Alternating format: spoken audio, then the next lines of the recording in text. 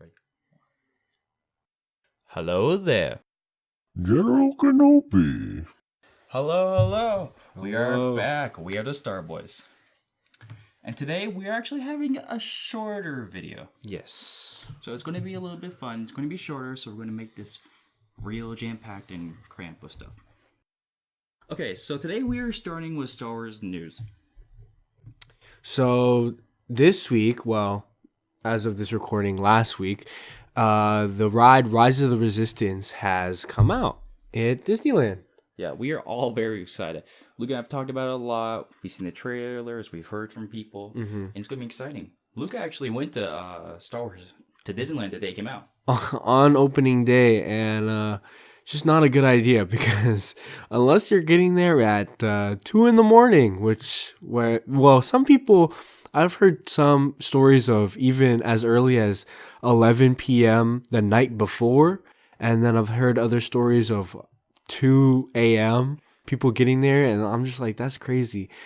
But yeah, so I didn't get there that early. I got there, tried to sign up they have like a boarding pass system, and they just basically just said no. It was completely booked up, but it looks like a great ride. Very excited to, in the future, getting to ride that. Hopefully we'll get to ride it together sometime. Hopefully very soon. Yeah, We're very excited for this. It's an experience that we do want to experience soon, but we're not in a hurry because it's still new and everybody is really excited to get on. So we can wait a few months. yeah. I'd be fine with that. A few months, or even like I feel like next month we'll be able to go, and you still have to get there maybe at like Pretty early. like maybe opening time, like I'd say like 8 a.m., 9 a.m., somewhere around there, and that should be fine. Hopefully, yeah. Like just at least get in like the middle of the day ticket to go in. But it's just something that is very exciting, and the trailers that we've both seen, I'm sure a lot of people have seen. Hype. It looks so great, and it's super immersive, and well, it's just something that we want to do. Yeah, and that's why- something Star Wars, so we love it. That's actually why we can wait, because a movie, everybody can tell you about a movie, but Right. right, it's an actual experience. It's something Yeah. that they can tell you about it, but it's actually something you get to feel, and it's good fun. Yeah. And there's what I like about it is I've heard that it's mainly live animatronics and everything is like live. So Yeah. I don't know about everybody else, but personally I'm not the biggest fan of like motion simulators and screens and kind of wearing 3D glasses. I'm not the biggest fan of that. But animatronics 100% I'm so down for. So yeah. Yeah, for the longest time, we only had Star Tours, and that's pretty much 100%. The best part about it is, like, the lobby waiting for it, because, like, there's a bunch of stuff. The animatronics, yeah. the speeders, C-3POs there. It's You're- really cool. You're essentially in like a starport, like Yeah. waiting to board your Star Tours to wherever you're gonna go, and Yeah. over time they've added new things to Star Tours, which Yeah. is very cool. But Which is I good. mean, it's here and there, so That's all right. yeah. Okay, so next news do we have? Is a leaked script for an alternate movie called Duel of the Fates. And as of now, they've leaked images and scripts and major plot points. And it's something that is a lot. It had the community going for a long time, or not a long time, but like a solid few days. Everybody was just, this is like the biggest point of hype, was talking about kind of what could have been. And I mean, we've said it before. I mean, what happened. There's no really changing that. It's not as if we're gonna get this as a movie, because it just wouldn't make sense, because then they'd have to repay the actors, and then they have to reshoot all the movie, and then they have to spend all that money again. But I guess let's just the disappointment of it was that there's many things that Star Wars fans were really looking forward to, and maybe even speculated on, and wanted to happen, would happen in that movie, that did not happen in Rise of Skywalker, which was disappointing. But that's fine. It's it's, you know, It is what it is. it is what it is. So that was big hype, and I'm sure we can link some of the Yeah, we'll definitely link some posts. We'll talk about it. yeah. Maybe in some interviews about the script itself. Yeah. So what I saw was, I thought it was interesting. There are some things that I would rather see from that script in the movie, but it's fine. There's some things I actually preferred in the Rise of Skywalker compared to that. Yeah, oh yeah, no, most definitely. I mean, there were some things that in Rise of Skywalker that I liked a lot better. One of those things that I would have liked better, and we were just talking about this before we started recording, was there was a battle between, who was it? It was between Rey and Rey and Kylo on Mortis, or who was it? Oh yeah. So no, it was Vader versus. Oh, there you go. There you go. That's Kylo. insane. Yeah. So yeah, we were just talking about Mortis because it was super hype. Lucas just watched an episode about it. On Clone Wars, yep. One of my favorite arcs. But so yeah, just like the potential of that would have been amazing. Exegol was pretty boring. I mean, the Sith, all of that dark side stuff, that was cool. I like that a lot. But the potential of Mortis could even like exceed that. Yeah.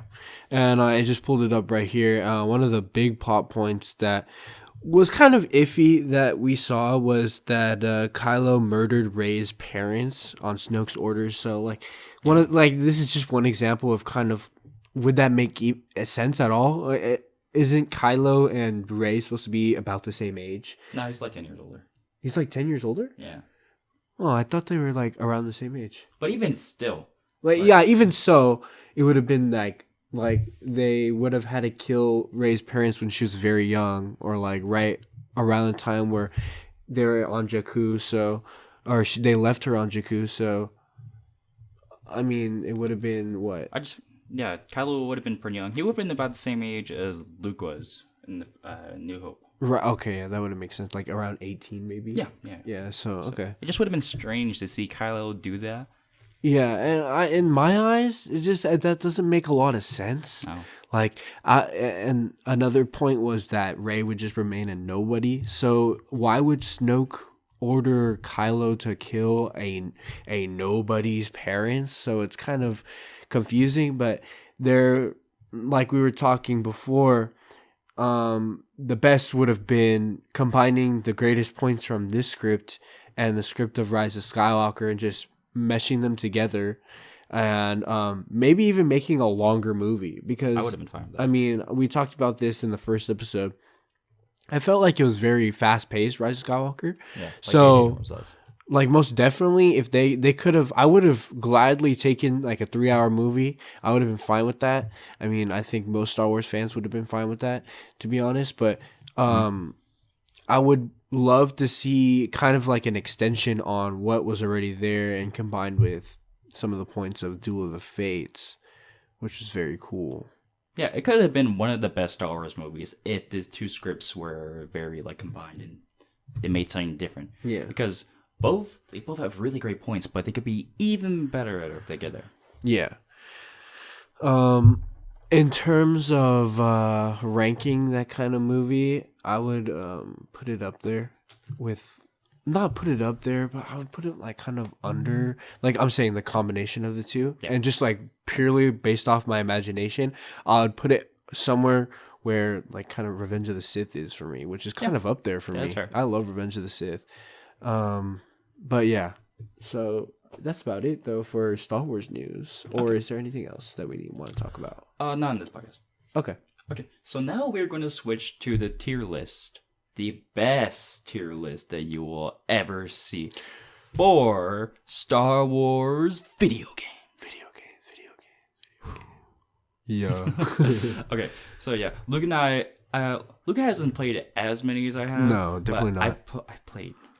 Trust me, I played a lot. This is the professional here. You want to listen to this guy? I'm gonna kind of just sit here and agree with him. Yeah, but I have a lot of opinions. So we're gonna start our tier list with about the earliest, I think, good Star Wars video game, which would be so there's Star Wars Jedi Knight and all of that, but I don't really have an experience, so I'm not going to speak on that. But Star Wars Pod Racing.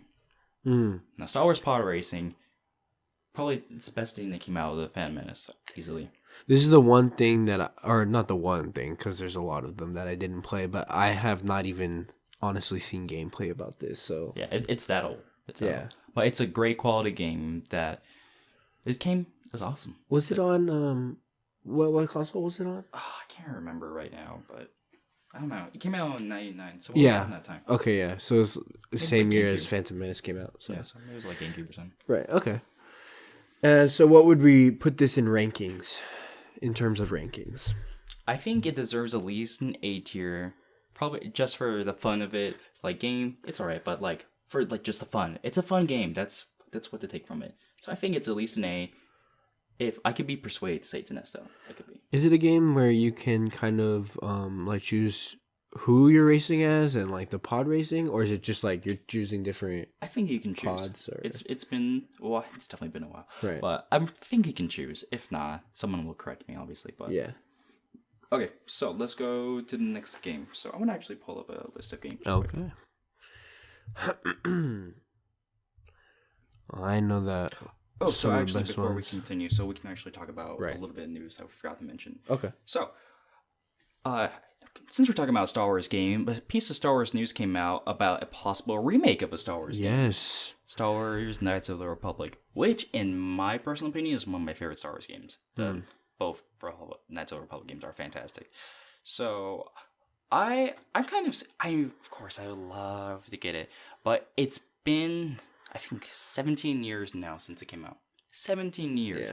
So it's kind of scary to have a remake because a lot of things we have to change. There's no way it could be the same. So look at, we're just talking about how Call of Duty 4 Modern Warfare got a remake, Right. and it's essentially the same game but just updated, which sounds fantastic. But I'm not sure they could possibly do it with Knights of the Republic just because gameplay has changed so different.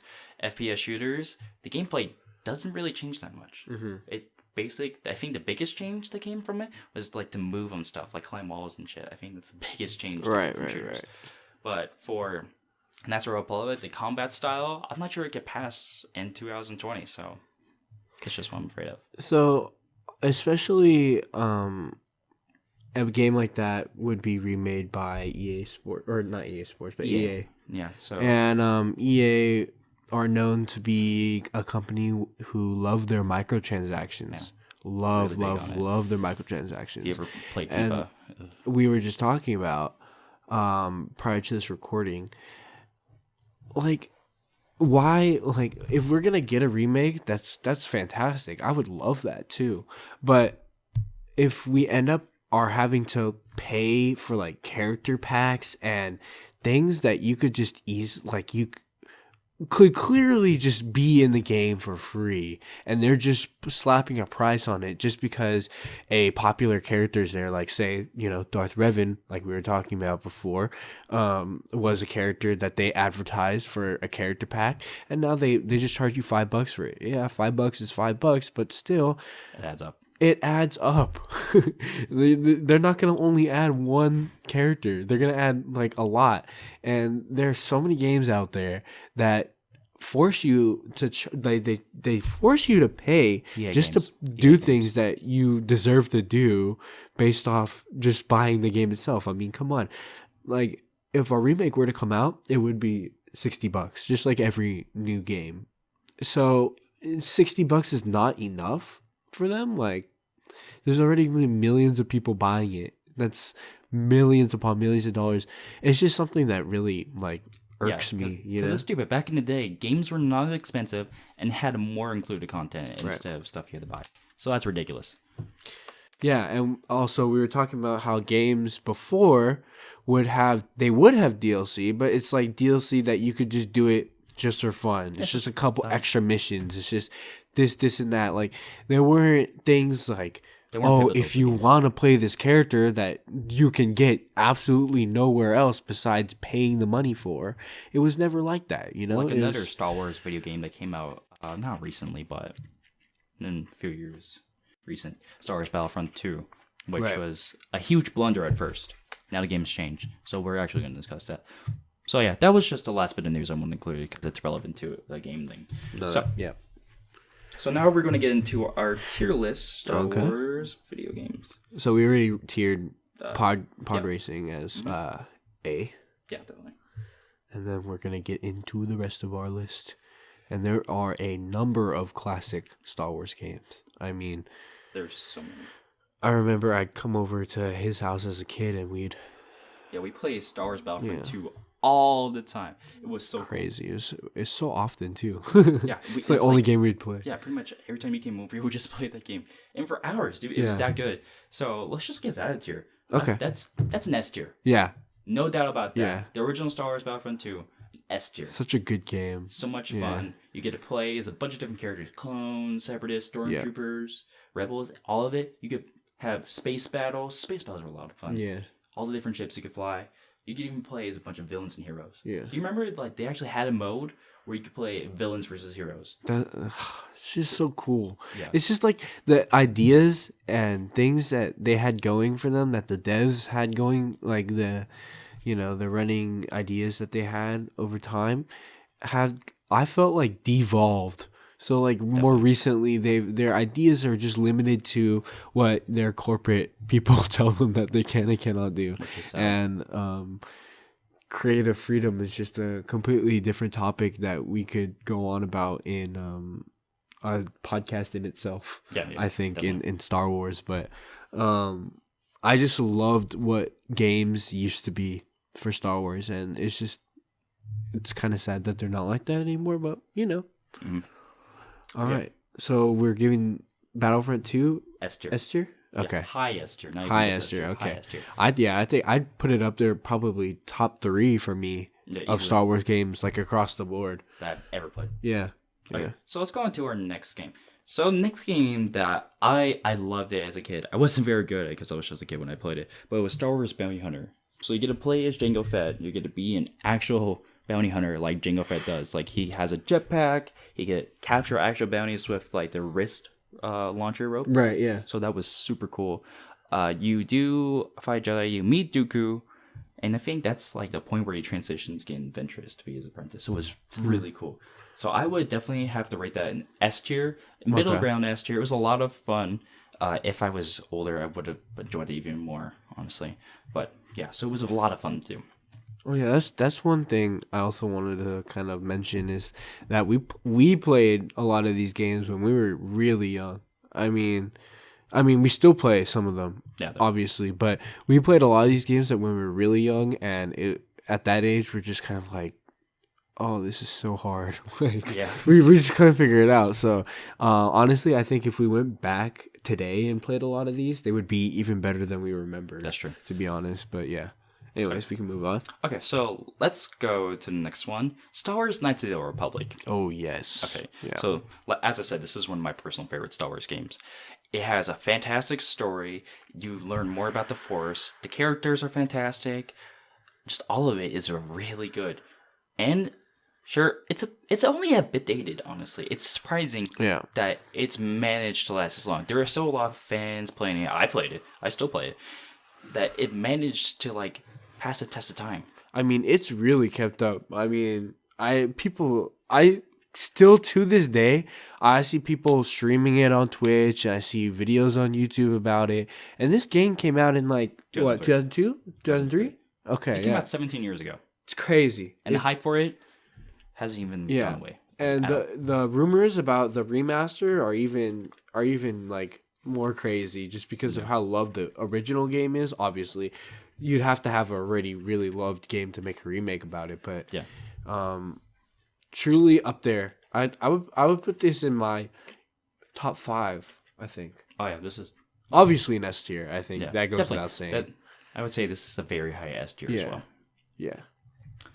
And so I would relate that too. So that goes for me with both Star Wars Knights of the Republic game. Because the first one, the story is fantastic, but the second one, you learn so much about the Force. They go so deep with it. It's crazy. There's different things. You learn about all the lightsabers forms. There's different Force forms. And one of the best things about these games is that you choose which side you're on. You can choose to be a dark side or a light side user. Which is very cool. So yeah. Okay, so next game we're going to talk about is Lego Star Wars. Ooh, Lego Star Wars. This is a classic. So, if you have any preconceived notions about Lego Star Wars or any Lego games, that's stupid. I'm just going to say it's stupid. Lego games, they're all fun. It doesn't matter if you think they're meant for kids. They're all just lots of fun. Yeah. I mean, from the gameplay to like the little comedic, It has some cutscenes humor. that they have. I mean, this game obviously is one of the most classic Star Wars games, and I think it's just so cool how they do it too. At like the format of the game, like you just stay, or the main hub is Mos Eisley Cantina, right? But then you go and you can go into each door, which is each different episode, one, two, it's three, so much fun. through 6, and each episode has 6 different levels, and you go in, and if you just have a basic knowledge of the movies, I mean, you will see that these games are literally the movies, just like with And that the Lego fun puzzles with that. too, fighting. Yeah. It's very basic, but it's fun. It's a- just fun. And it's an all-encompassing game. Like there is, like you just said, there's puzzles you have to solve, and then there's combat, and then there's even bounty hunter missions that you can go on. Like you can go to Jabba, and then he gives you a bounty hunter mission. You just go and you find like a specific character, and just amongst the level, and you have to do it in the fastest time possible. And I just think it's just one of those games that has stood the test of time, even to the point where even this game has a new one coming out. Yeah. Also, this just year. like before we mention that, one of my favorite like features about it is that once you beat a level, you can go back and like choose the characters you play with it. Right. Like, of course, like there's some characters that are needed, so they include that in like your like characters to play. But you can choose characters. You can make your own character. You can do all of that. It's so much fun. Okay, but yeah, so we're gonna give that an S tier. Oh yeah, Definitely an S tier. All of them have an S tier. I think probably one of my absolute favorite. the complete saga is an S tier. Yeah. I think, but we're gonna rope it all in, and the other Lego games they're at least an A tier. They're at least an A tier. Yeah. But the complete saga is it. Yeah. It's the best one. That's where it's at. Okay, so let's go to our next game. So our next game would be okay. So let's go. So Star Wars Republic Commandos, which is it's a fun game. So my biggest complaint about it is that it is very dated. The controls are a bit winky and it makes it kind of difficult to play, but it's a lot of fun. I really enjoyed it when you can't get it to exactly how you want it, but since it's dated, it makes it a bit more difficult. I heard there were talks of remastering it, but they shut that down, unfortunately. So, whatever. It's too bad, but Yeah. it's alright. So, I would have to give that an A tier. What do you think about it? Well, obviously, I don't have very much knowledge of this game because this is another game that I have not played. Based off of what Stevie says about it and little gameplay that I've seen, I'd give it somewhere from a maybe a lower A tier, maybe a high B, even a high B tier, somewhere around there. I think a remake would be extremely interesting, but if they have canceled it. I mean, that's not gonna happen then. So, unfortunately, but yeah. Okay, so we can move on to our next game. So that is Star Wars Force Unleashed, Yes. which is a lot of fun. Great game. The Star Killer, the main character, is insanely overpowered, which is so much fun to use. Honestly, it's ridiculous. Yeah. That just like he has insane powers. He learns from Vader. I think he even goes on to fight the Emperor at the very end of the game. Does he? Yeah. I don't remember that. What the heck? Yeah, it and was I've the very definitely last. played this game. Yeah. That's so cool. It was like the last thing that he did. Yeah. And the second one is pretty good. It's not quite as good. Yeah. There's some things that the first one had that beat it out. But I do think it's good. Yeah, I think it's good too. It doesn't quite reach that status of the first one, but I'll definitely put the second one maybe a bit lower, maybe around the B tier. Yeah. And then I would also put Unleashed. I'd put the first one high A tier, like really low S tier, Yeah, so somewhere around We'll there. put it in between. Yeah. Okay. So for next game, let's see. There was another one that I want to talk about. So let's see. So this is a game that I played. It was Star Wars Connect Star Wars. So if you ever play a Connect game, they suck. Yeah. They Very finicky. It's hard to do. Like there was a fun mode where you could play as a Rancor, and just attack Mos Eisley. And that was fun. That's funny. But it was so hard because just the motion controls are terrible. I don't know why they just gave me a remote. Because that would have fixed it. That would have fixed it. Yeah. There's a lot of games I feel like on Connect that could have just been fixed by a remote, but that would have ruined the concept of the Connect. So, It was so flawed. It could have been so much better. Yeah. Okay. So, unfortunately, I mean, Yeah. Okay. So, what are we ranking that one? I would give it like a D tier, but since a Rancor mode is fun, I guess like a low C tier. Okay, we'll give it a C tier. I mean, it's probably one of the lower ones on our list. Yeah, it's the lowest on the list for sure. Okay, so and for last couple games. So this one, Star Wars Battlefront, the new EA version. So they're kind of iffy. The first one was kind of boring. Yeah. There wasn't much to it. Kind of boring.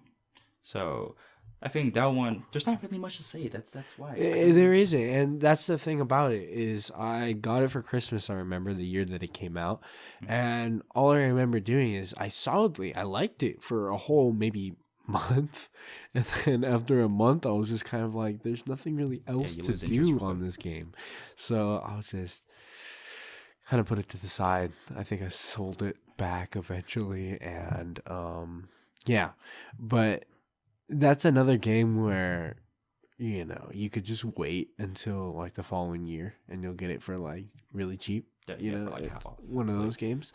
So if you're looking to play it now, it'd probably be okay to buy it because it's probably really cheap now. Yeah, but yeah, don't expect to have a very long lasting gameplay experience with it.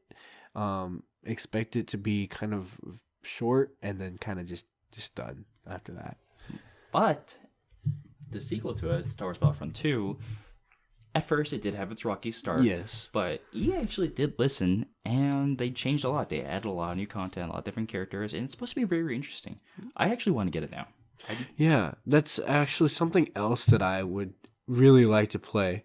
So, we are back real quick. We had to take a quick break. But so we're going to go to our last little bit.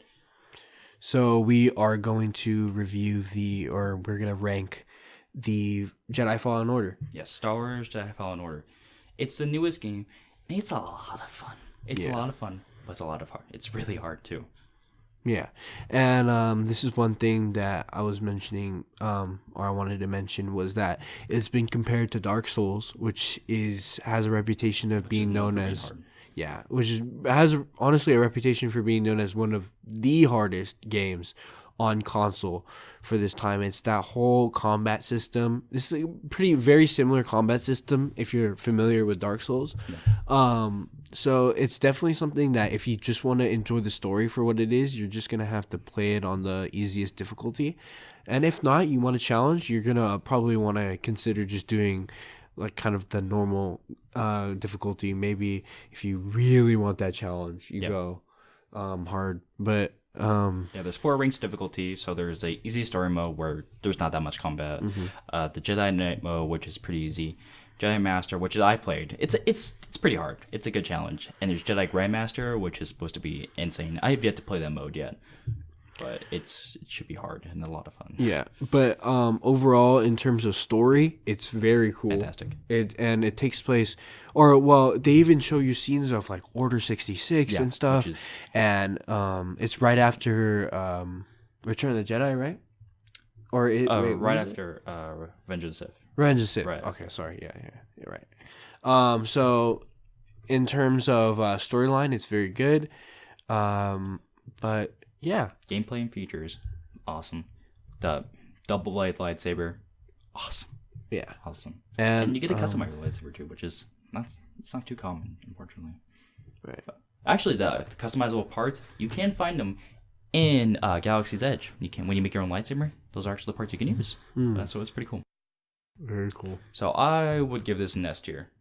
I would give this like a mid to low S tier. I wouldn't put it on the top, but I would put it up there. Yeah, it may not be the greatest game, but it is fantastic. I could play it through a bunch of times easily. Okay, so I think that's all we had to talk about for this podcast. Yes. Okay, so that was fun. We got to see our Star Wars tier list for video games. So that was a lot of fun. If you enjoyed this podcast, make sure to leave a like. We really appreciate it. And comment whatever. Comment about what we talked about. Comment if you have any points about what we spoke about. We appreciate hearing it. We always love to interact with people. And make sure to follow us on all our social media. So we are on Instagram and Twitter. So I will leave that in the description. And make sure to subscribe us on YouTube. We were putting it the podcast on SoundCloud, but unfortunately, you have to pay for a membership with SoundCloud. So until if we had more support there, that a lot of people did want us to put it on there, we would. But right now, it doesn't make too much sense to pay $144 a year to subscribe to it. Right. So yeah. So right now we'll be on YouTube, and we really do appreciate you guys for tuning in. So you could also find us on email as well. Yes, so we also will have our email down in the description below. And if you have any suggestions. Yeah, email us your suggestions as to any topics that you would like us to talk about.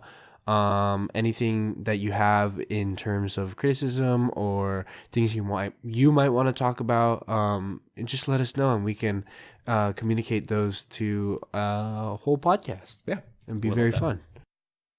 Okay, so that is the end of this episode. Thank you for watching, and we will see you next time.